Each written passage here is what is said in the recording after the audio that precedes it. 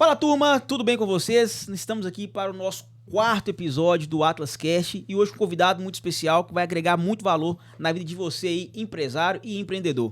Exatamente. Hoje nosso convidado é o Dr. Diogo Moreira Rocha. Ele é advogado especialista em direito empresarial. Formação em instituições de excelência como Fundação Getúlio Vargas, IBMEC, Fundação Dom Cabral.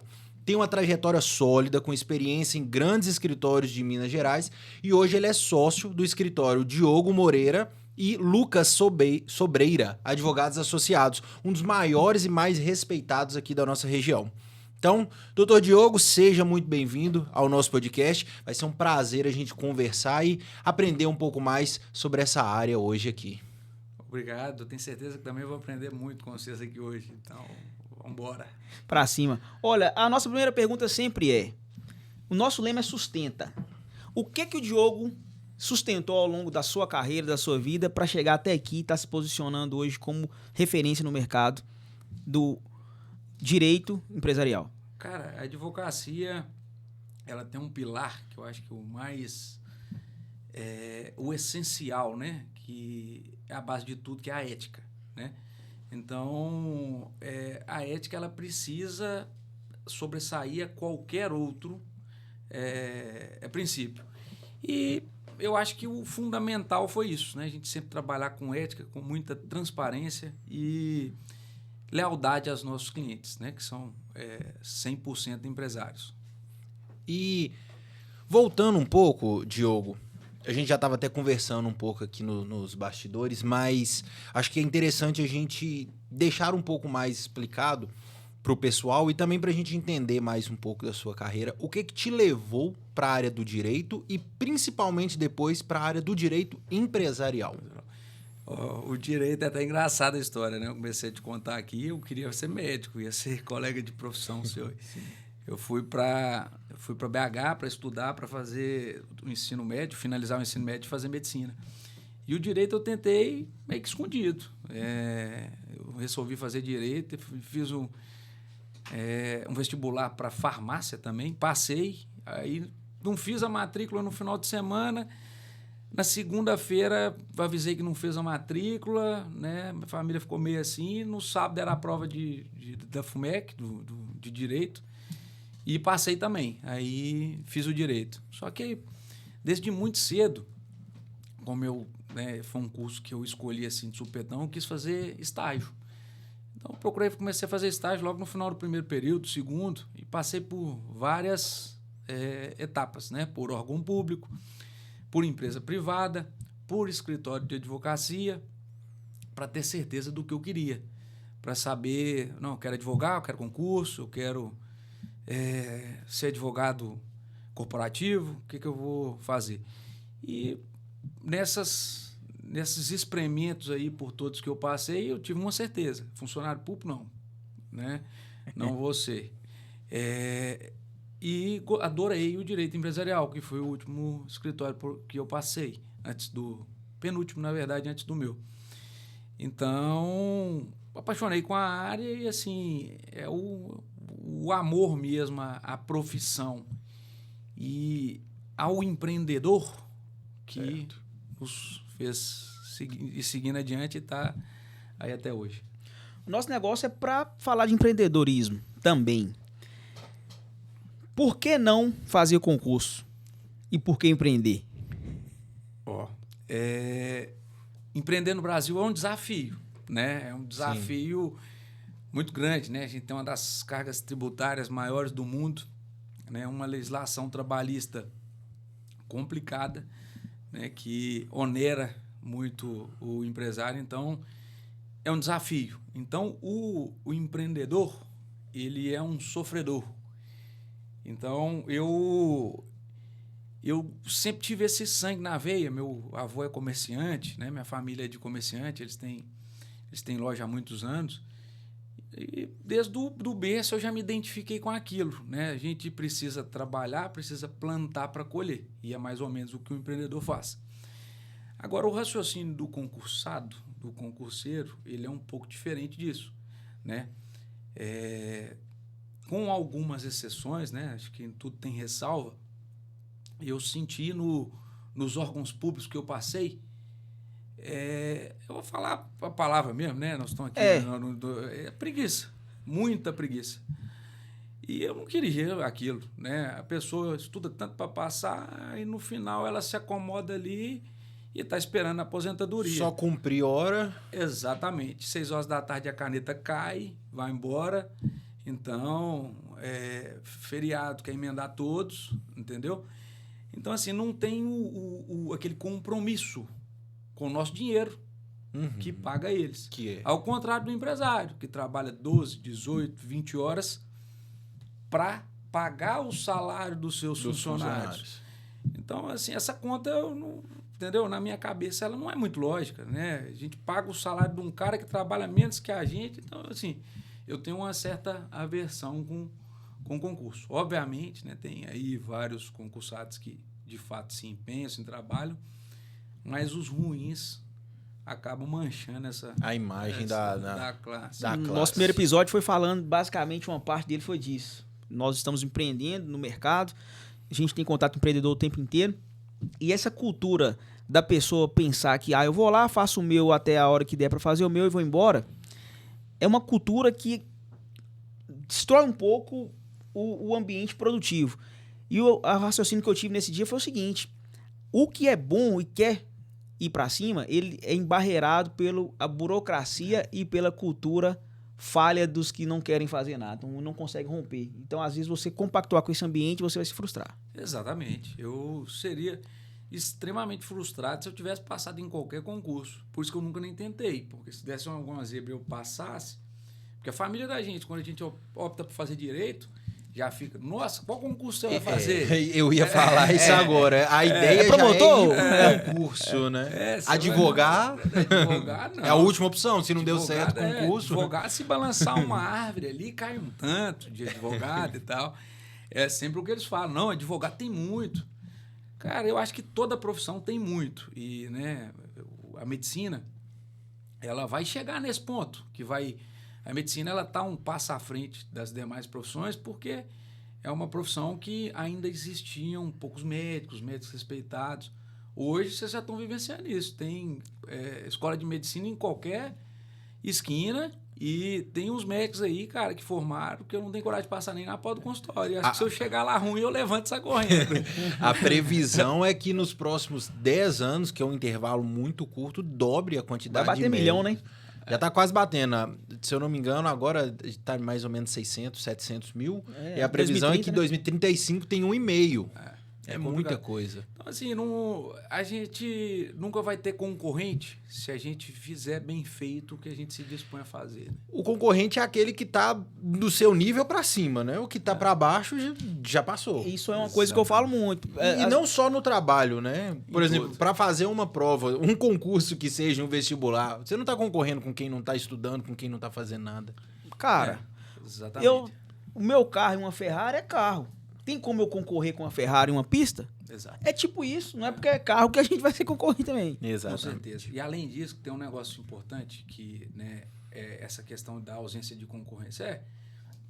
É difícil você visualizar um concorrente, às vezes, do seu nível, e o que está no seu nível, ele tem alguma coisa, às vezes, se você tiver um olhar, que ele tem alguma coisa que você pode aprender com ele. Agregar. E sim a amizade, no escritório, na minha vida pessoal, né? Eu tenho uma lojinha de roupa masculina, em tudo. Cara, eu procuro observar os grandes. Eu não tô nem aí para quem tá do meu nível para baixo, não. Entendeu? Assim, a gente tem que olhar para frente. Né? Ficar olhando no retrovisor, que dá para ver só pelo retrovisor, não faz muito sentido. E eu brinco com os amigos mais próximos no seguinte sentido. A amizade, como tudo na vida, ela precisa te agregar.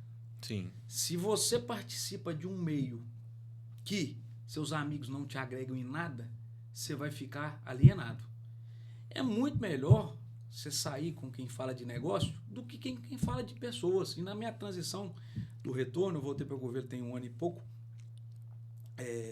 Voltei tem 1 ano e quase 2, vai fazer 2 agora no meio do ano. Eu tinha amigos, um grupo de amigos em Belo Horizonte, que a gente sempre falava de negócio.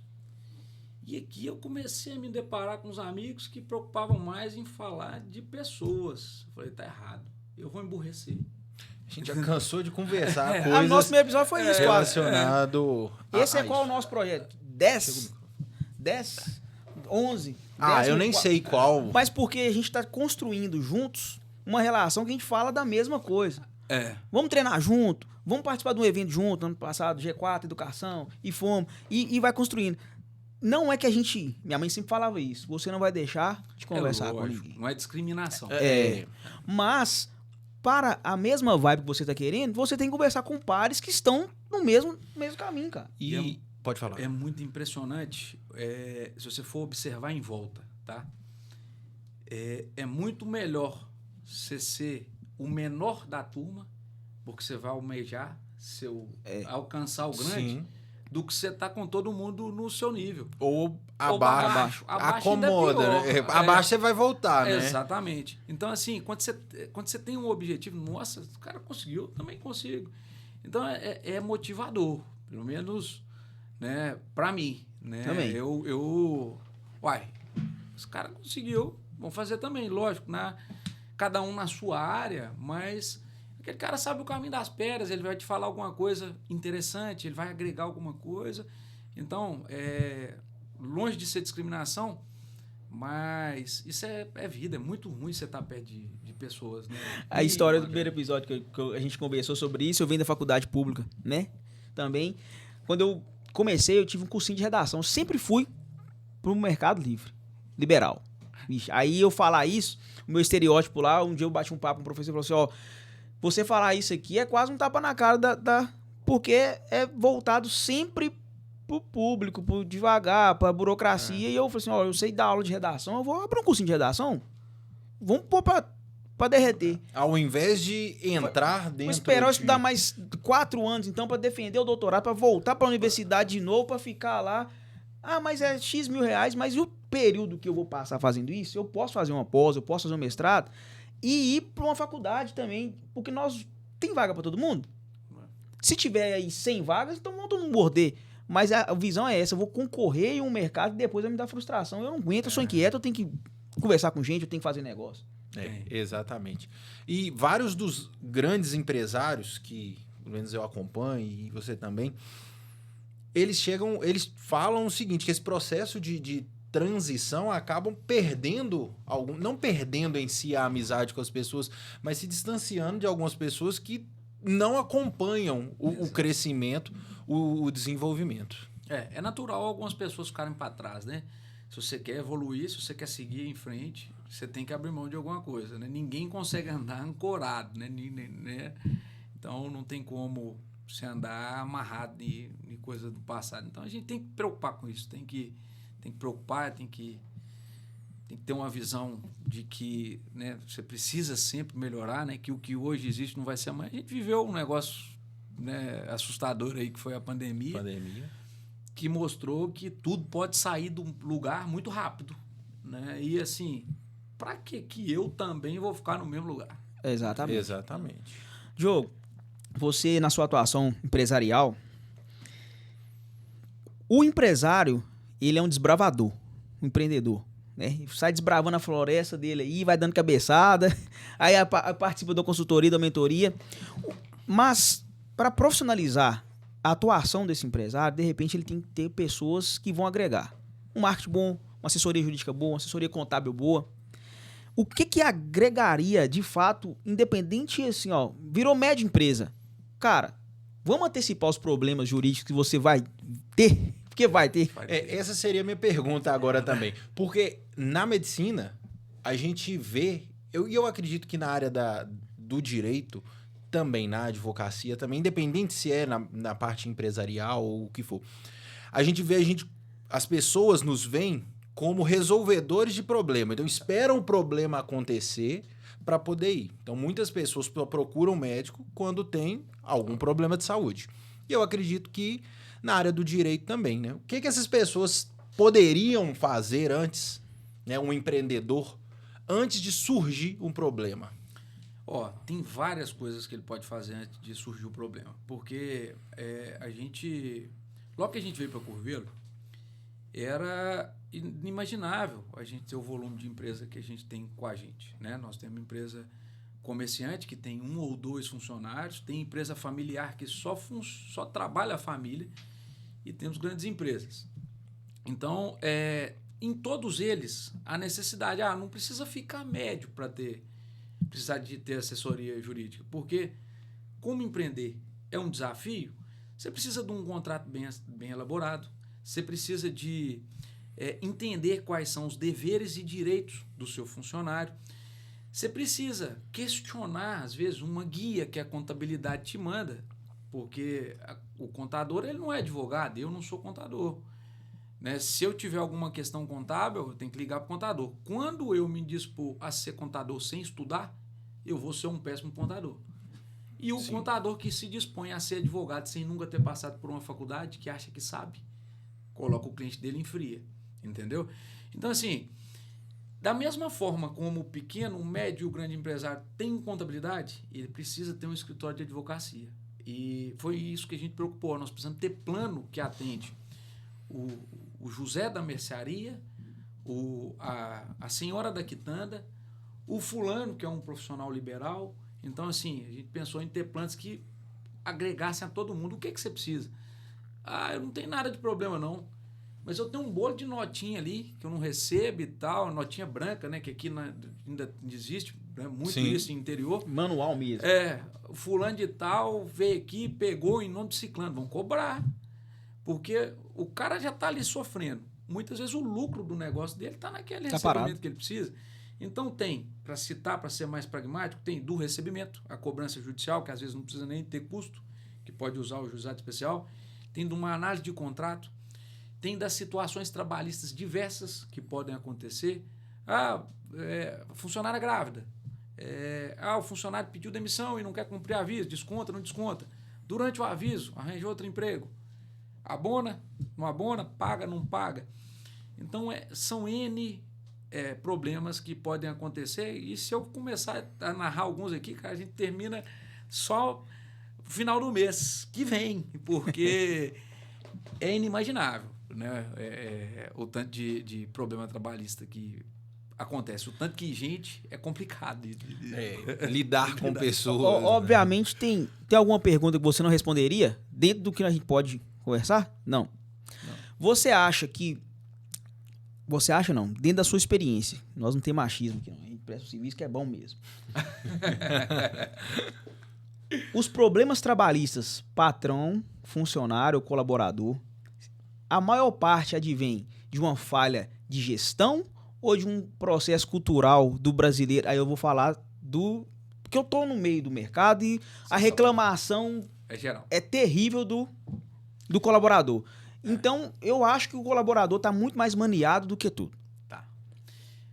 Cara, é uma situação que eu sou meio radical, tá? Aqui é o Diogo... PF. É o Diogo PF, né? Não tem nada a ver com a pessoa física. Eu acho que a justiça do trabalho, ela estraga o funcionário. Esse tanto de direitos, ele acaba estragando o funcionário. Você imagina a situação. A maior parte dos funcionários hoje não quer registrar, porque estão recebendo auxílio do governo. E se esse cara entrar na justiça, na teoria, ele teria que devolver o auxílio, responder um processo criminal, e se a empresa soubesse, ela responde também.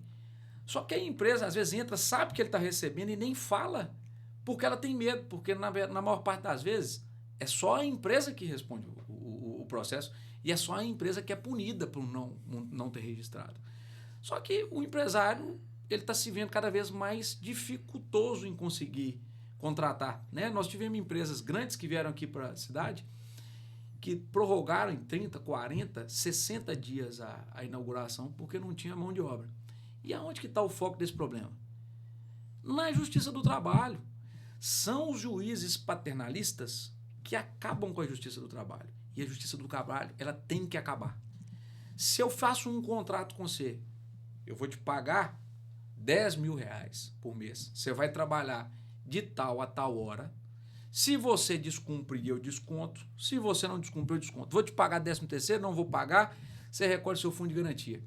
Você tem um funcionário hoje de 10 mil, ele te custa 70% a mais do que o valor que você paga para ele. 17 conto. Se você faz um acordo com a pessoa e paga ela, ela recolhe os impostos dela, você já vai contratar 2. São 2, sim. Então, assim, o emprego vai aumentar. Nós estamos falando de uma legislação trabalhista antiga. Nós tivemos uma pequena reforma em 2017 que não mudou muita coisa e nesse governo ainda retroagiu. Entendeu? É um paternalismo que era para proibir um trabalho escravo. Tem ainda? Tem. Mas vamos punir quem faz, que é a minoria, e deixar de punir quem está empreendendo, que é a maioria, né?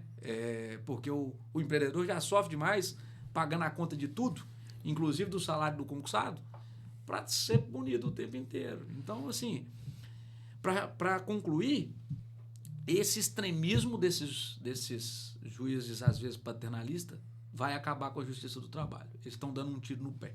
Entendeu? Como um empresário consegue escalar ou escalonar o negócio sem mão de obra? Me explica. Ó, tem não é uma receita de bolo, né?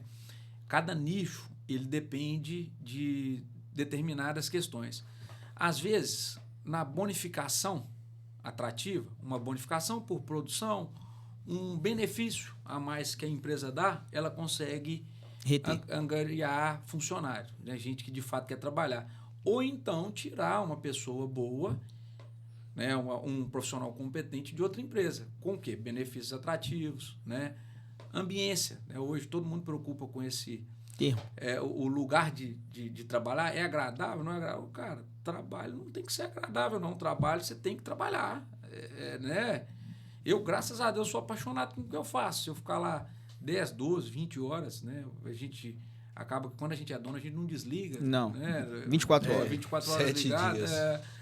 Mas... Escala 7/7. Exato. Mas aí você vai falar, é gostoso? Eu gosto de trabalhar, mas eu prefiro ficar na praia, tomando água de coco, né? É mais gostoso. Muito, isso é bom. Mas o que te proporciona isso? O nosso lema de sustento é justamente isso. Até que ponto você está disposto a sustentar o que você não gosta para ter o que você gosta? Para ter o que gosta. Exato, né? Exatamente. A ordem é essa. Só que nós estamos vindo de uma mudança de cultura, uma mudança de princípios, né, que é perceptível e muitas vezes assustadora, de pessoas cada vez mais preocupadas com o plantio antes da colheita, né? E o que é mais assustador ainda, né, eu frequento, às vezes, os dias que eu estou em BH, eu vou num grupo de oração da doutora Filó, lá na Igreja Bom Jesus do Vale. E uma vez ela falou, vocês sabiam que ela é médica de criança, né? Pediatra. É a primeira vez na história da humanidade, acho que aconteceu agora pré-pandemia para cá, que o QI da turma está diminuindo. Os filhos estão nascendo mais burros do que os pais. E não tinha acontecido isso nunca na história, porque geralmente é uma evolução. Então, aonde que, né, os pais estão errando? Ah, Diogo, você não é pai, você não sabe. Cara, você em algum momento, mas eu vou procurar acertar mais do que errar, porque, né, nós estamos invertendo a ordem natural das coisas. E essa turma nova aí, como é que eles vão resolver um problema? Como, né, que você disse, o médico é um solucionador de problema na maior parte das vezes. O advogado também. E a pessoa não sabe resolver problema. Se cair, não sabe levantar. E eu acho que a chave de tudo que a gente vai fazer é a persistência. Você não começa nada sabendo que vai dar certo. E você precisa parar algumas arestas no caminho. Se você não souber cortar, como é que você... Eu sigo uma página um perfil no Instagram e, com frequência, a pessoa desse perfil fala uma coisa que é verdade, eu tenho percebido cada vez mais. Que as pessoas querem os direitos, mas não querem os deveres. E tem acontecido demais isso. As pessoas já querem chegar em uma empresa, em um serviço, que seja já ser reconhecido. E ser o chefe. E ser o chefe, e ser o responsável por tudo. E aquela pessoa que, às vezes, está fazendo o dia a dia, tá plantando para um dia colher, e aí chega o dia que ela colhe, aquela pessoa é errada.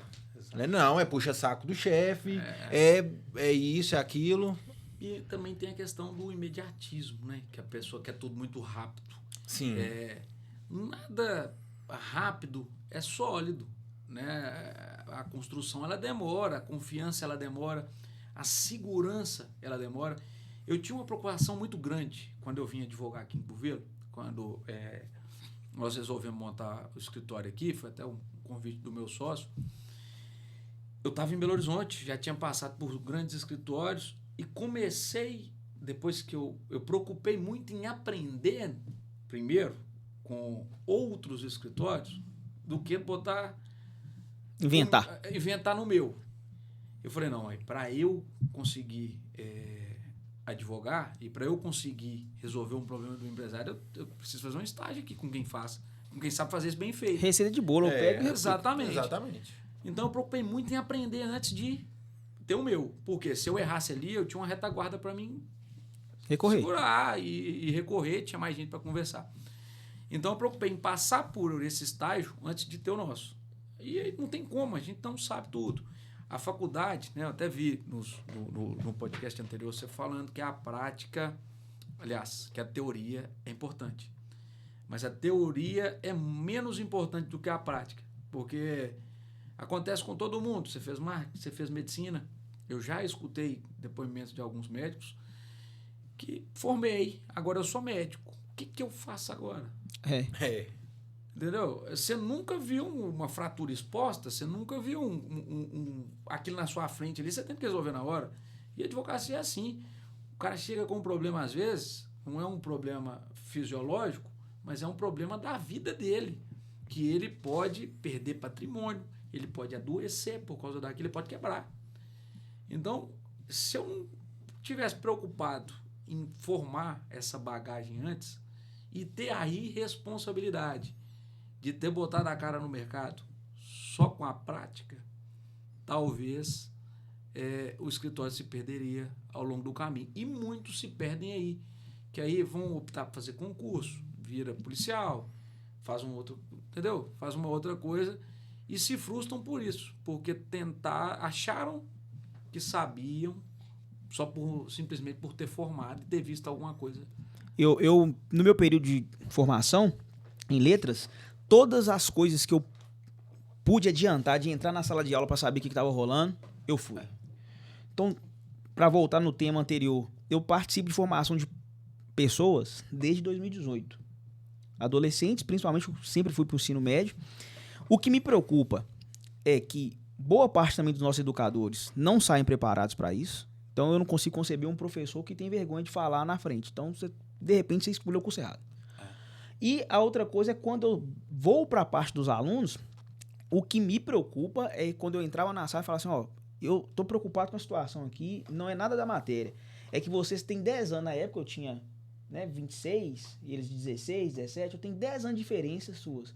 Vocês são contemporâneos, é a minha geração, o meu pai vai aposentar, minha mãe vai aposentar, vocês vão ser ou os meus clientes, ou vão ser os meus colaboradores, ou eu posso ser de vocês.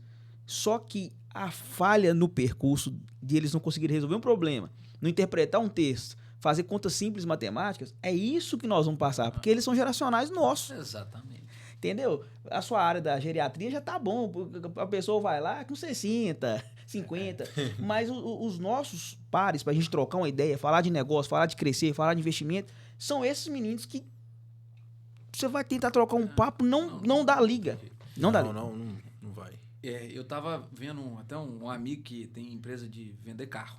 Ele comercializa carro e ele é muito inteligente, muito estudioso, e a gente tava conversando desse choque de geração, né? Porque hoje nós temos, acho que é uma das poucas vezes, ou única vez na história, que nós estamos convivendo 4 gerações ao mesmo tempo. Então, nós temos um vendedor, vamos dizer aí, da geração Y ou Z, e ele vai atender um senhor que é baby buddies. Isso. Um corretor de imóveis. Uhum. Esse pessoal dessa geração, né, mais recente, eles não querem ter carro e nem casa. Eles acham que é lugar, que é a bola da vez. Então, como que um vendedor que está no meio do caminho de uma geração vai vender um carro para esse menino ou vai vender um carro para esse senhor?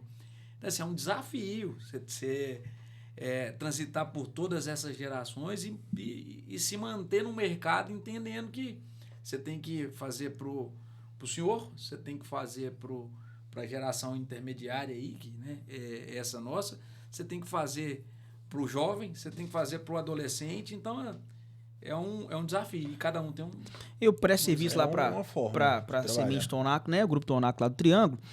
A venda dele só é efetivada quando a gente vai colocar as métricas, é com o cara no campo. Agora você imagina, o cara é dono de propriedade rural. Ficar ligando, mandando WhatsApp pra ele, uma que tem hora que você não vai achar. E ele confia no cara que vai lá, olha o gado junto com ele, bate um papo com ele. É uma venda muito mais relacional. Com certeza. Quando eu comecei no mercado digital, inclusive foi uma empresa de aperfeiçoamento jurídico, chama Septem. Eu comecei a vender junto com eles, né? Essa empresa, eles são de Pernambuco, salvo engano. Vendia demais, mas pra geração que estava saindo da faculdade e que não teria problema nenhum, objeção nenhuma de comprar um curso online. Aí eles têm mentorias, eles têm curso. Aí eu pensava, nossa, o cara acabou de sair da faculdade, vai ter que passar por um curso de aperfeiçoamento.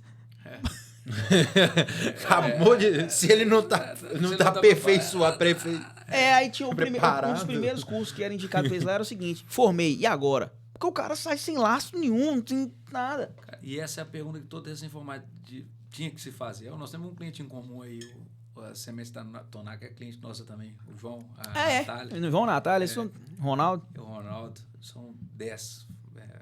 É bonito de ver, né, a família trabalhando. É super familiar, 100% familiar. E eu acho que a pergunta, se todo mundo fizesse essa pergunta, formei e agora o que eu tenho que fazer? E se preocupasse em se capacitar antes. Né? Nós tivemos uma situação engraçada de uma funcionária que não, acho que eu vou buscar novas oportunidades. Estava lá com a gente 6 meses, 7 meses. Eu acho que eu já aprendi tudo aqui.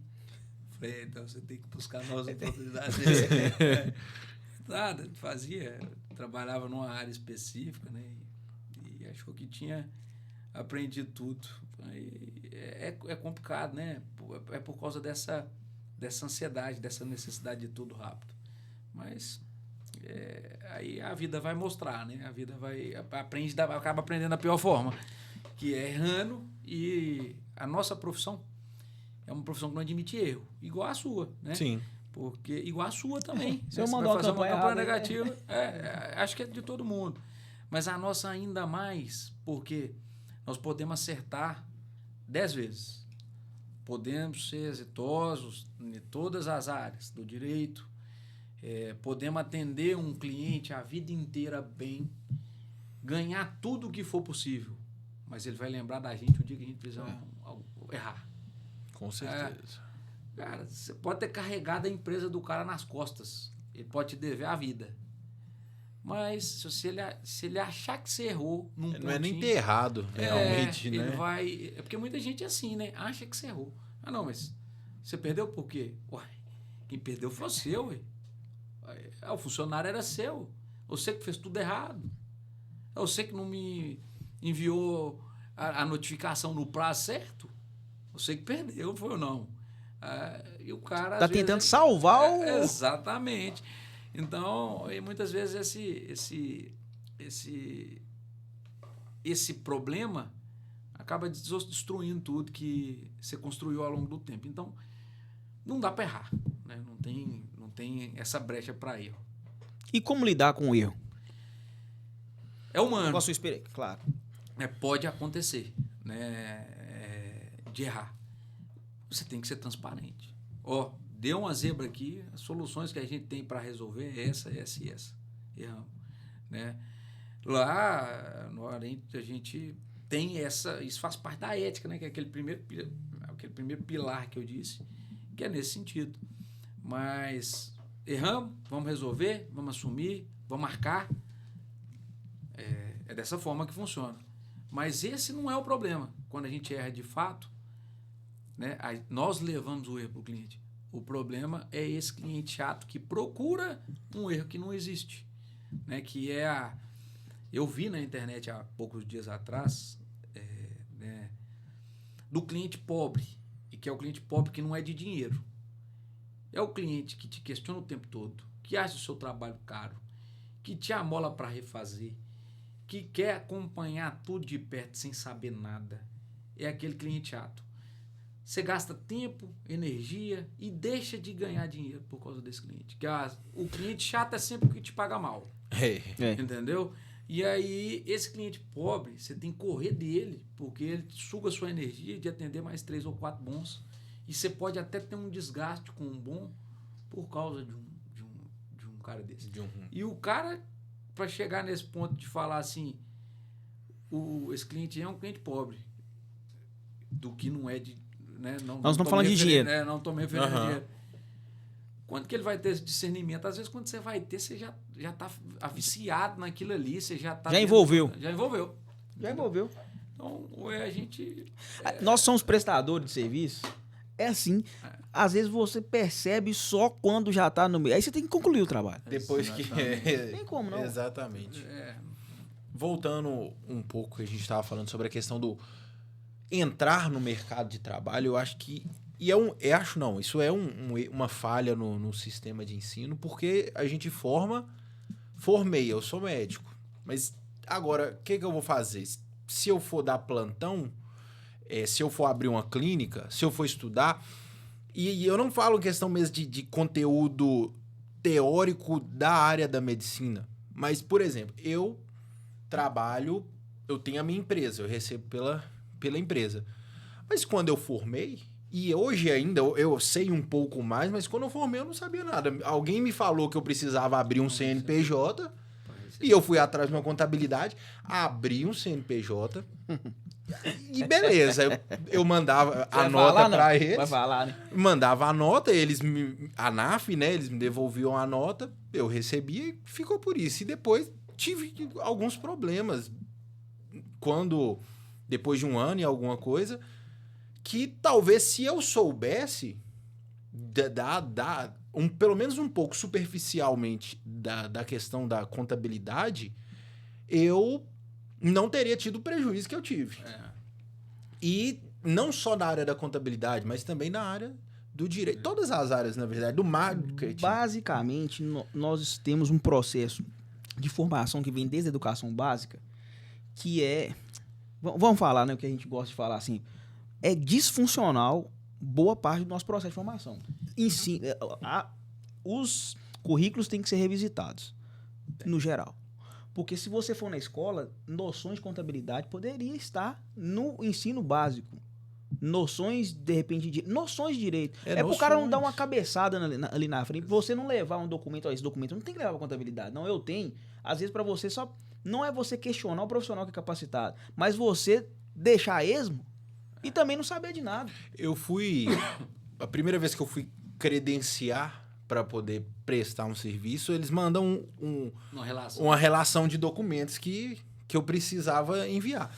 Eu não fazia ideia do que era. CND, estadual, municipal, federal, cartão social da empresa. Pra qual órgão? Você fala que eu fui enviar? Para credenciar privado. Então, mas qual que é o órgão? Você pode falar o nome? Não sei se eu não posso. Não, posso. É pra Cismev aqui. A Cismev não é uma coisa comum de todos os médicos ter que prestar o serviço? Sim. Por que vocês não saem da faculdade sabendo que esses documentos são... Entendeu? É uma questão engraçada, né? Porque essa questão do ensino aí, tanto o nosso ensino fundamental, o ensino médio, o ensino superior, eles formam funcionários. E a gente já conversou sobre isso. A gente é formado para trabalhar para os outros. Eles formam funcionários. Mas não existe, eu não sei, um curso que forma empreendedor. Tem esses cursos técnicos, essas pós-graduações, mas agora, na própria faculdade de Direito, a nossa noção de contabilidade é muito pouca. Entendeu? E a gente se depara, às vezes, com... você tem lá funcionários, né, associados, você tem emissão de nota para cliente, então aquilo ali você precisa entender. Se você cai de paraquedas naquilo, você pode tomar um prejuízo e às vezes você pode achar que está ganhando dinheiro, o dinheiro está saindo por outro lado. Então é muito engessado esse nosso ensino. Então, se você não sabe de onde que vem, você não considera. Eu falei no primeiro episódio e vou continuar falando. Tudo que é de todo mundo Não é de acaba ninguém. não sendo de ninguém. Vou te falar por quê. O empreendedor é um resolvedor de problema. Esse problema está na sociedade. Se você é capaz de resolver ele, você está empreendendo. Basicamente, se for na iniciativa privada. Certo? Nós conseguimos legitimar a atuação de quem trabalhava por conta. Que até hoje trabalhar por conta nós colocamos como meio, uma oportunidade da pessoa inserir. Beleza. Aí eu fui, segunda-feira, eu estava numa palestra no ensino médio, um curso técnico. Gente, vocês conhecem quem trabalha por conta? Que eu não falei de... Porque empreendedorismo já existe a vida toda. Já conhecemos e tal. Então, você já resolve um problema na sociedade. Só que a falha é de nós não elucidarmos para essas pessoas o cálculo de margem. O que é lucro líquido? O que é custo fixo? O que é capital de giro? Isso que as pessoas não sabem. E tem a mãe, às vezes, da pessoa que está lá, faz salgado. O cara é um pedreiro, o pai. Entendeu? Não é ser um empreendedor que às vezes tem uma multinacional. Mas o cara já resolve um problema na sociedade, já tem isso, e a gente não consegue elucidar isso na escola. Que é o carrinho do cachorro-quente lá, que ele faz. Vendeu até o picolé. Todo mundo tá empreendendo, cara. Sim. E o cálculo básico não é ensinado. Então, às vezes a gente ensina a regra de Bhaskara. Não tô falando, não tô Que depreciando. não precise. Mas, de repente, o cara faz um cálculo básico, voltar um troco. Hoje a gente vê que as pessoas, se não tiver calculadora, não faz. Não faz. É complicado. Eu acho que isso precisa ser visto por algum educador quanto antes, né, para começar a pincelar isso até nas escolas, né, para trabalhar desde criança essa questão de empreender e identificar perfis, né, porque você tem uma sala com, né, na minha época era 30, 40 alunos, você tem ali o perfil, que é um perfil de ser CLT, você tem um perfil ali de ser um empreendedor, você tem aquele menino ali que é muito ativo, que, né, ele pode ser um atleta. Então, assim, a preparação, às vezes, do educador, né, do professor, de quem tá na linha de frente, que a mãe tem um ou tem dois, ela consegue identificar as habilidades ali dentro de casa, mas esse olhar, né, de um educador, que, esse menino seu, ele é diferente, né, ele é competitivo, ele pode ser um atleta. Esse menino seu, ele é empreendedor, ele troca lápis, ele vende isso. Então, um professor, um educador que consiga ter essa visão, que for treinado para isso, ele vai melhorar muito a sociedade. Mas aí a gente volta para aquele ponto do início, de que a maioria das pessoas estão lá para cumprir horário e ir embora para casa. Eu vou chegar lá, eu preciso passar aquele conteúdo. Se todo mundo da sala pegou, ótimo. Se não pegou, tá tranquilo também, cumpri meu trabalho, vou embora para casa e fica por isso. Passar não passou. E nós temos um outro dificultador, né? Que na internet tudo é fácil. Então, hoje a gente vai ver lá um primo rico que na verdade é pobre. Um tanto de especialista que não tem especialização nenhuma. Muitos gurus de finanças que nunca foram investidores. Então, a gente tem muito isso na internet. Tem coisa que a gente vê, né, que com um senso crítico razoável, fala que não pode, né, é uma fake news desse tamanho aí na minha frente. Um chat GPT, um teleprompter, um telefone bom, você é especialista em tudo. Qualquer coisa. Pega o chat Sabe GPT, tudo. coloca no teleprompter, começa a ler lá, não sei. Moço, isso é o que mais acontece. Agora eu quero ver sentar aqui, ó. Mesmo se estivesse ao vivo, e vamos pôr ao vivo então, vamos bater um papo sobre a área que você tá falando aqui, sabe? É diferente, só que minha mãe falou comigo esses dias pra trás, assim, realmente, papel aceita tudo, internet também. Internet também. É a mesma coisa. Por isso que fica essa discussão, né? Regulariza, não regulariza a internet. Cara, regularizar de certa forma vai ser bom. Mas esses gurus não vão parar de aparecer. E o pior é que os gurus estão vendendo. Né? Sonho. É isso que eu ia falar, porque eu tenho uma dor, um problema. Você poderia resolvê-la, mas eu não te conheço. Eu acho uma pessoa na internet que tá falando tudo que eu preciso, eu vou atrás dele. Vai E aí, depois que eu usar assino o gatilho mental, contrato, um tanto de coisa. depois que eu assino o contrato, que eu faço o pagamento para ele prestar o serviço, eu vejo que não vai resolver, o que não é aquilo, já tô preso com ele. Tá vendendo uma receita de bolo ali que ele aprendeu no chat GPT. E não tem. E não tem como ser uma receita de bolo para tudo. Uma mínima coisa faz diferença. Por exemplo, pegar a sua empresa aqui em Curvelo e colocá-la em Belo Horizonte, que a gente não tá mudando tanto, é uma cidade bem maior, mas não é uma diferença absurda. De distância, não, né? 200 quilômetros. Mas é uma diferença absurda de público, é uma diferença absurda de dinheiro, porque nós estamos falando de uma capital, né? E aquilo que vai resolver pra nível de você consciência é totalmente diferente de quem tá na aquilo capital. que um processo resolveria pra você aqui, não necessariamente vai resolver lá. E as pessoas vendem como se fosse... Não, é só fazer isso que vai resolver. Independente de onde você estiver, do estado que você tiver. Estado assim, do momento que tiver. Esses gurus a gente tem que tomar cuidado com eles aí, porque né, eles estão vendendo muito sonho, como você disse.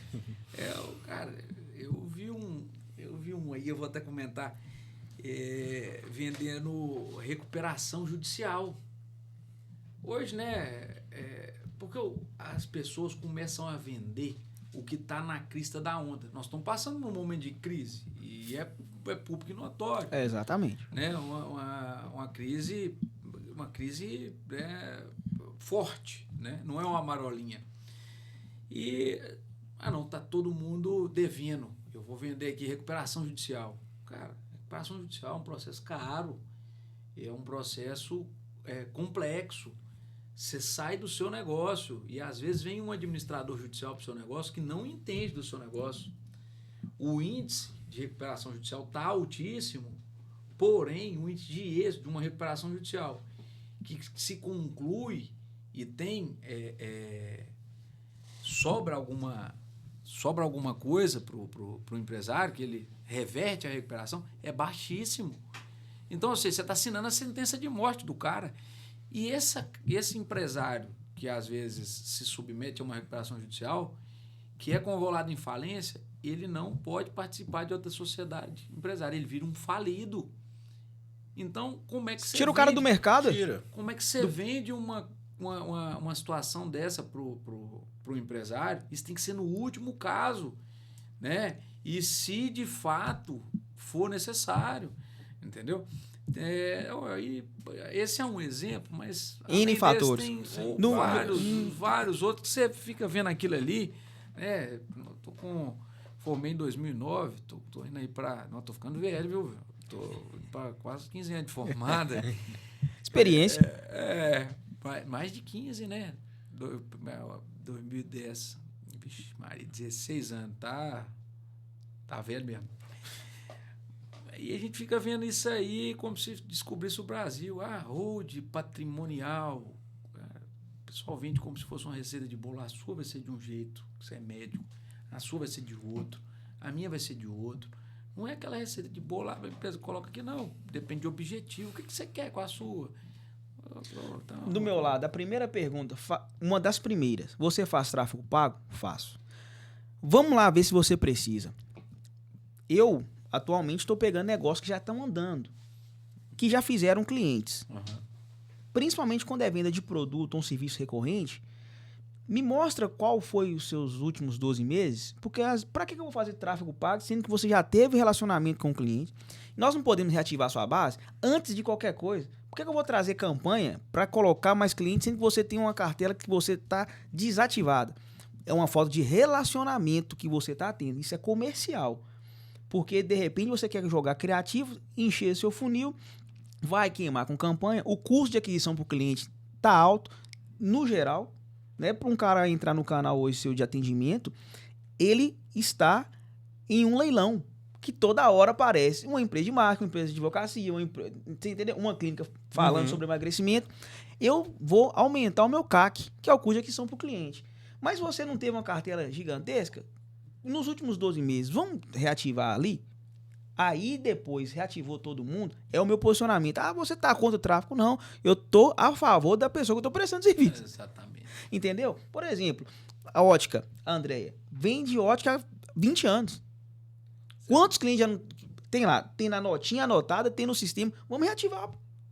Aí vamos fazer tráfego. Essa que é a ideia. Então, às vezes, cada negócio é um negócio E quem não sabe falar do negócio, chega e fala, não, então vamos fazer recuperação judicial, vamos embora.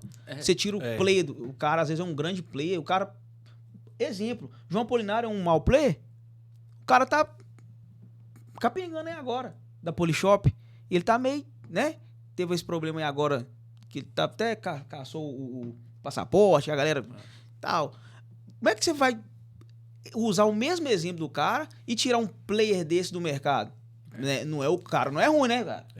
E uma coisa que eu vi, eu gosto muito de conversar, e assim, você tá falando aí de funcionários, de empresários que às vezes caíram e levantaram. Nós temos lá praticamente todo tipo de empresa e tem uns empresários específicos que eu gosto de conversar com eles, que são os empresários mais velhos. Né? Tem um cliente nosso em BH, nós temos um escritório lá também, eu adoro almoçar com ele. É um cara que já foi muito grande, hoje ele continua grande, mas teve alguns problemas empresariais, inclusive passou por uma recuperação judicial, que virou uma falência. Né? A empresa quebrou, mas ele continua bem. E eu vou almoçar com ele e ele dá uma aula a cada almoço de empreendedorismo, de recuperação, de força de vontade, da visão que ele teve lá atrás quando ele passou por esse problema, que são coisas que a gente ainda faz hoje, não estava na moda lá atrás, né? Que é uma preocupação com o patrimônio familiar, é uma proteção que ele quis dar para um filho, para uma esposa. Então ele fez isso lá atrás. E esses caras que já passaram pela dificuldade, que já quebraram uma empresa, que já conseguiram reerguer, esses caras têm uma bagagem para explicar para a gente, para passar para a gente que é muito grande. Esse cara não fica pobre nunca. Ele pode quebrar mais 10 vezes que ele vai recuperar. Então eu admiro muito esse pessoal que já passaram por uma certa dificuldade e que tiveram essa persistência de se manterem empresário e dar a volta por cima, porque a bagagem desses caras é muito grande. Coisa que você não aprende no curso de administração de empresa com o professor que nunca empreendeu. Tudo bem, o cara se qualificou, mas tem coisa que é só estando no game. É só exatamente dentro. Deixa eu te fazer uma pergunta. O mercado da advocacia, ele é visto popularmente como um mercado saturado. Os corredores, né, falam isso. Tá realmente saturado? E como agir em um mercado que se diz saturado? Como se posicionar nesse mercado? Cara, eu não acho que está saturado. Eu acho que todo empresário, né, ele depende de um advogado. E você ser bom no que faz e você fazer bem feito, nunca vai estar saturado. Né? Você vai se destacar no marketing, você vai se destacar na medicina, eu vou me destacar no direito, desde que a gente faça um bom trabalho. Nós não vamos agradar a todos. Nem Deus agradou. Então, eu tinha uma preocupação de, não, tem que agradar todo mundo, tem que fazer isso bem feito, tem que fazer bem feito, a gente ainda faz. Mas hoje, eu já consigo dizer o não. Aquele cliente que eu te disse, o problemático e tal, não tem nenhuma restrição e eu preocupo com um trabalho bem feito e com a tranquilidade de ter feito o máximo. Fizemos aqui, ganhamos, ótimo. Fizemos aqui, não deu certo, mas você já sabia que a sua situação não era boa. Reduzimos ou não reduzimos. Então, nunca vai saturar para quem se dispõe a se dar, a viver aquilo e a fazer bem feito. Acho que não tem. E o que você tinha dito aí de concorrente, né, que nós conversamos no início, eu vou começar a me preocupar quando eu começar a ver meus concorrentes, porque eu não estou vendo eles ainda, entendeu? Não. Então, eu estou olhando tão para frente que eu não estou vendo. Não sei, eu não estou vendo. Entendeu? Aí, quando eu começar a ver um ou outro aí, eu falo, eu estou andando devagar. Enquanto eu estou andando rápido, eu não estou vendo eles, não. Mas aí, quando eu começar a andar devagar, talvez veja. Não é todo mundo que tem o mesmo sangue no olho para andar rápido. Não. Todo dia. Tem que acelerar. Cara, eu brinco, a gente tá andando sempre de bicicleta, né? E se parar de pedalar, a gente cai. Então, o jeito de se manter ativo é pedalar. Então, não tem jeito. E as pessoas veem esse suporte, eu acredito, como desnecessário até aparecer um problema. Porque eu acredito que na cabeça de muita gente é caro pagar um valor X por mês para ter toda a assessoria e tudo correr dentro do jeito que precisa, do que fazer do jeito que quer, sem um assessor. O Cucano estoura lá na frente. E aí, lá na frente, vem um problema que é 200x do que você poderia estar pagando desse suporte. As pessoas se preocupam um pouco ainda com o preventivo, né? Mas nós estamos... Igual, quando a gente veio, não era imaginável que a gente fosse conseguir angariar o pequeno, principalmente. Mas hoje o pequeno já se preocupa. Porque nós estamos vivendo uma insegurança jurídica tão grande. Esse negócio de internet, a gente falou do ChatGPT, tem robô dando sentença, tem robô julgando, né? E nós estamos vendo aí alguns absurdos que estão acontecendo na Suprema Corte, né? Juízes, ministros contaminados. É verdade, é mentira? Não, a gente não precisa entrar nesse método, mas está contaminado. Sim. Né? O órgão máximo da justiça que tem cartas marcadas, né? Com um filho, às vezes, que acabou de formar com um contrato altíssimo, ou com uma esposa recebendo um valor altíssimo sem nunca ter recebido uma ligação de um cliente. Então, assim, nós estamos vendo uns absurdos acontecerem lá em cima. E isso é muito perigoso, que tem um efeito cascata e dá um poder para a turma de baixo muito grande. Um exemplo clássico. Todo mundo queria que o Lula fosse preso. O Moro ultrapassou alguns limites. Ultrapassou. Tanto é que, né, numa canetada soltaram. Se ele não tivesse ultrapassado, não tinha sido preso. Então, na época do Moro e da Dallagnol, né, eles foram heróis. O Dallagnol perdeu o mandato. Uhum. Por causa de quê? De um outro doido... Entendi. Entendeu? Uhum. Que abusou... Um vai pra cima do outro. Então, Vai. eu brinco às vezes que o cara Rui Barbosa deve estar dando cambalhota lá dentro e falou, gente, esse trem tá bagunçado demais. Porque agora nós temos um acusador que é vítima e que julga junto. Então, assim, começou onde que isso começou? Nós aplaudimos um herói que cometeu alguns abusos. Agora nós estamos cheios desses heróis doidos aí. Entendeu? Então, assim, tem efeito cascata para cima e tem efeito cascata para baixo, né? Tem muita investigação, muitas investigações que estão sendo feitas sem critério nenhum, né? Eu não atuo no criminal, mas eu converso com alguns amigos que atuam. Às vezes os órgãos judiciais, né, condenam sem provas, bloqueiam patrimônio sem qualquer prova, entendeu? Não. E acaba com a sua empresa. Imagina quem vai reparar um dano de você sofrer um bloqueio nas suas contas médicas, ou você sofrer um bloqueio nas suas contas do marketing.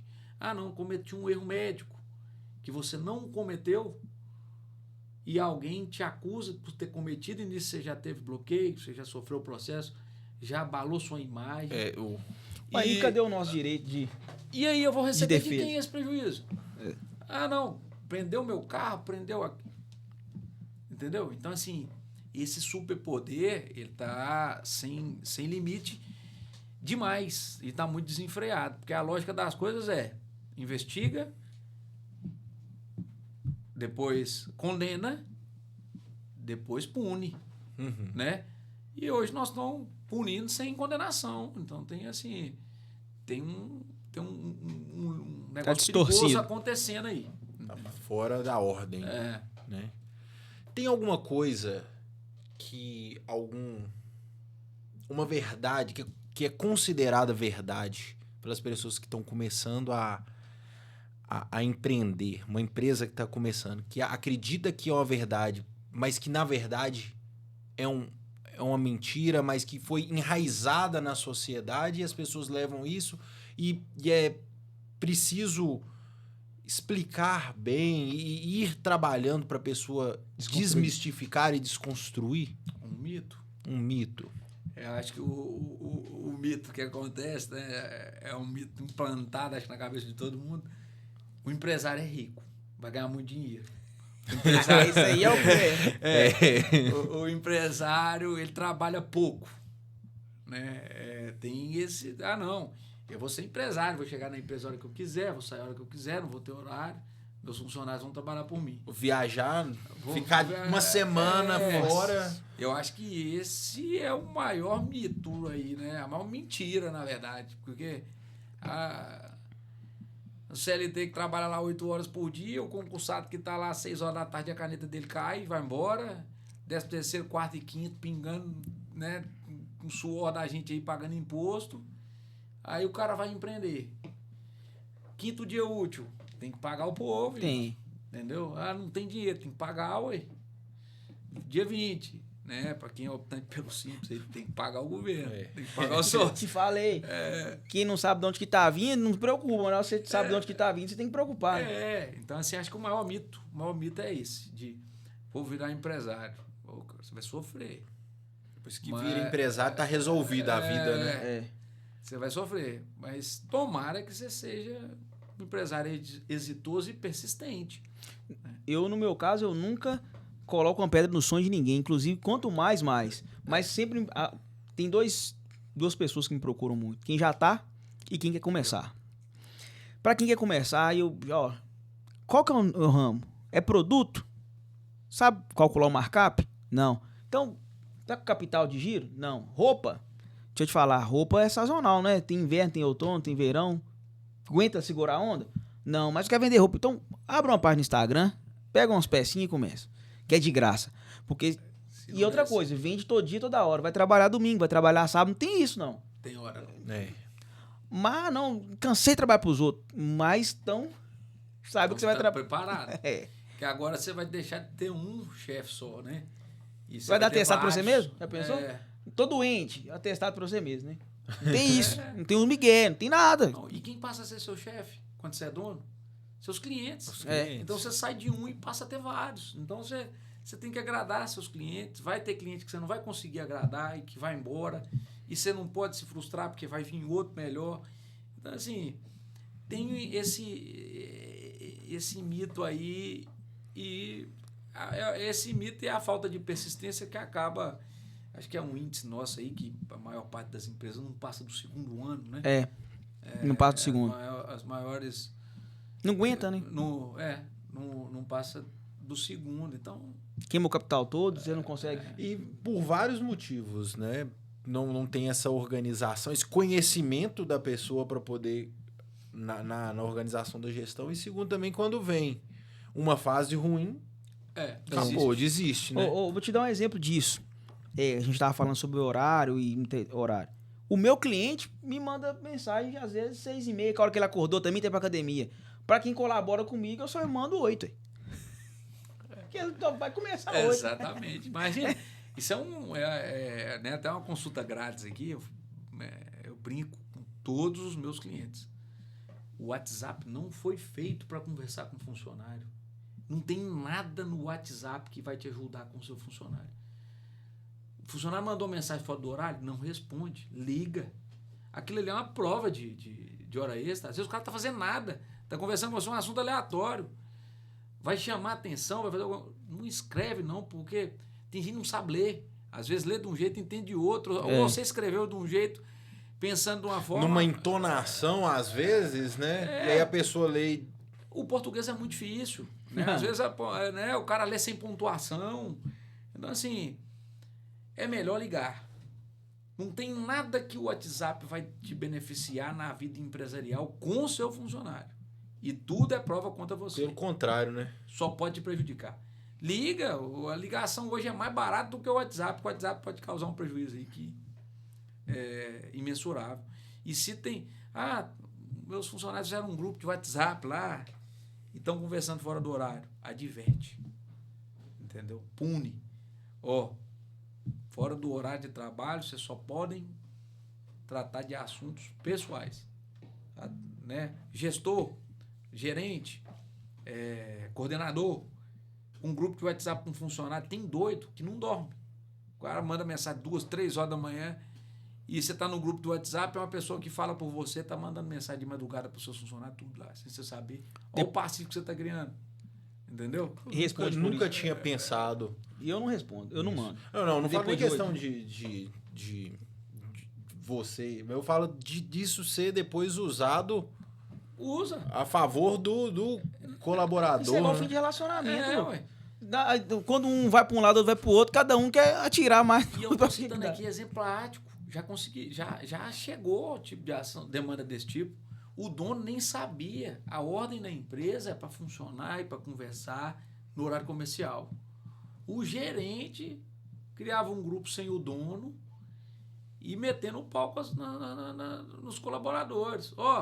Tá hora, isso mandando de madrugada.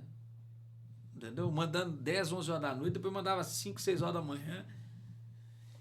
E assim, o colaborador respondeu, não respondeu, mas você está dando ordem. Né? Tá Lógico, trabalhando, né? A defesa você vai falar, não, ué. É não obrigado a responder aquele horário, não. Isso é um doido que varrida aí, que mandou. O cara não dorme, não tem nem autorização para mandar. Mas já tá lá. Mas já fez, né? Não tem como. Cara, Passou rápido. a nossa 1 hora sempre demais. parece que... Parece que tem 20 minutos que a Quando gente o papo tá é com bom, isso. não tem jeito. Passou demais, hein? Mas isso é bom que deixa uma abertura para uma próxima. Pra um próximo, Né? com Fala um certeza. assunto específico. Todos nós vamos ter que fazer outro A parte episódio. 2 Ou com- então vou ter que aumentar o tempo, né? Diogo, foi um prazer estar contigo, cara. Obrigado pela o seu sim. De última hora, mas foi muito bem proveitoso. Muito obrigado, eu que agradeço vocês.